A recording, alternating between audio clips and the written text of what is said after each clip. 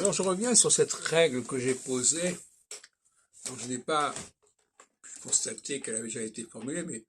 je ne vais pas forcément chercher suffisamment, à savoir que le E devant une consonne, ça donne le E,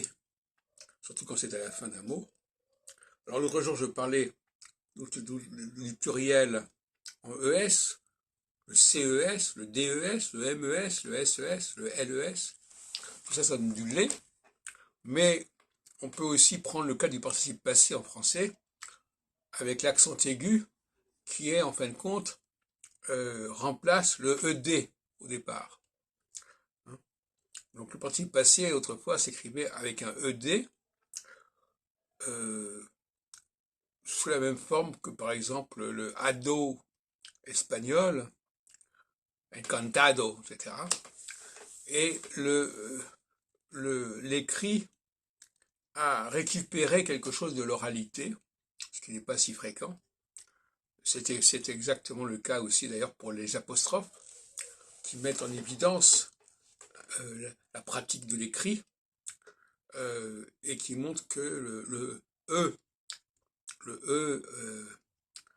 le je, de te, de ce, en fin de compte, ça doit comporter une apostrophe, et il ne doit pas se prononcer ce E. Ça montre bien à quel point le E joue un rôle majeur en linguistique française. Alors les Anglais ont emprunté le ED français, donc à une époque où le E, il n'y avait pas encore l'accent, et ils ont utilisé toutes sortes de verbes en ED, y compris des verbes qui n'étaient pas d'origine française, comme wanted, wanted. Alors ils disent ED, wanted, changed, escaped, accumulated, etc. Et en fin de compte, ils n'ont jamais compris que de toute façon en français, on ne pouvait pas, même quand ça s'écrivait ED et pas E accent aigu, il fallait prononcer E.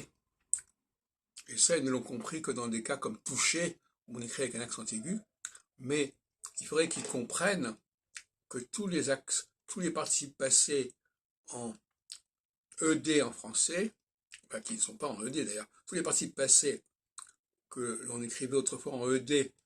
le participe passé d'origine française doit se prononcer et non pas ed.